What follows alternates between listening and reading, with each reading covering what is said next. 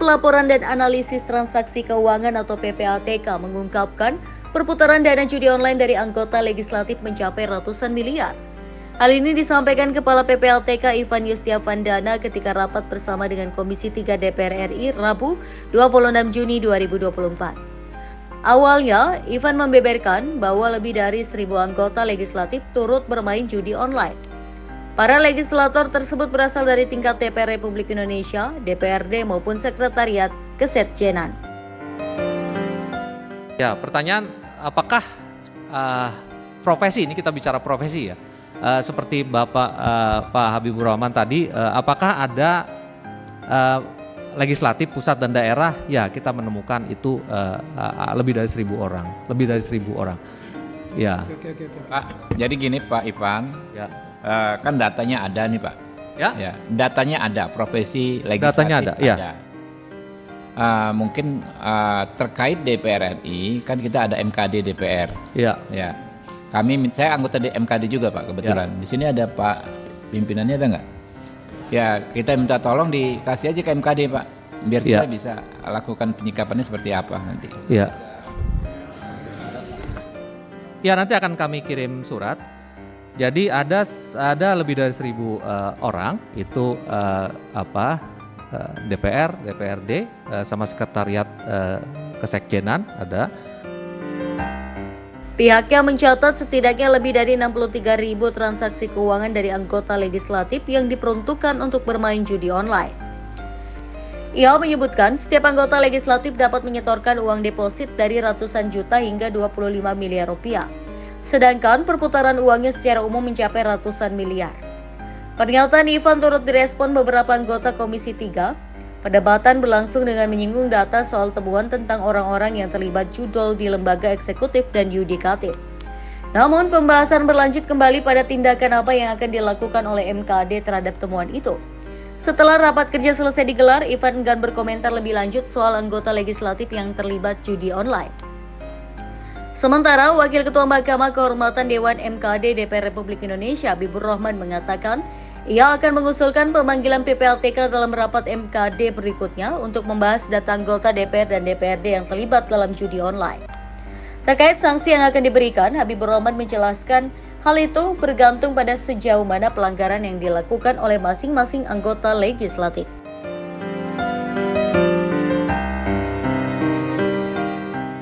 Pimpinan, saya meluruskan supaya tidak dikira publik ada perbedaan ya. Kita paralel sekali sama yang disampaikan oleh Mas Bambang dengan saya ya, bahwa secara umum PPATK wajib memberikan ya laporan tersebut kepada Presiden dan kepada DPR. Tapi dalam konteks khusus ketika terjadi dugaan pelanggaran kode etik anggota DPR, ini saya bacakan pasalnya juga ya. Pasal di peraturan DPR tentang tata beracara MKD ya, di pasal 3 sudah dapat duluan. Pasal 2 fungsi tugas dan wewenang ya. MKD berhak memanggil siapapun terkait dugaan terjadinya pelanggaran kode etik anggota DPR. Jadi nanti kalau MKD bersurat Pak meminta data terkait anggota DPR yang diduga bermain ya, main judi online ya, harus diberikan, kurang lebih begitu Pak. Ya. Ada juga yang terdeteksi bermain judi online ya, kita minta infonya. Di DPR ini kan ada MKD Pak Ivan, di DPR ini kan ada MKD, Mahkamah Kehormatan Dewan ya, bisa disampaikan itu Pak, sehingga kita ada pendekatannya. Karena kalau di masing-masing institusi termasuk di DPR bukan hanya melanggar hukum pidana Pak, tapi ada ketentuan kode etik. Lebih dari 1.000 orang itu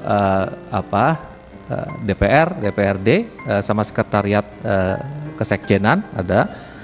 Lalu transaksi yang kami potret itu lebih dari 63.000 transaksi yang dilakukan oleh mereka-mereka itu. Dan angka rupiahnya bisa saya sampaikan?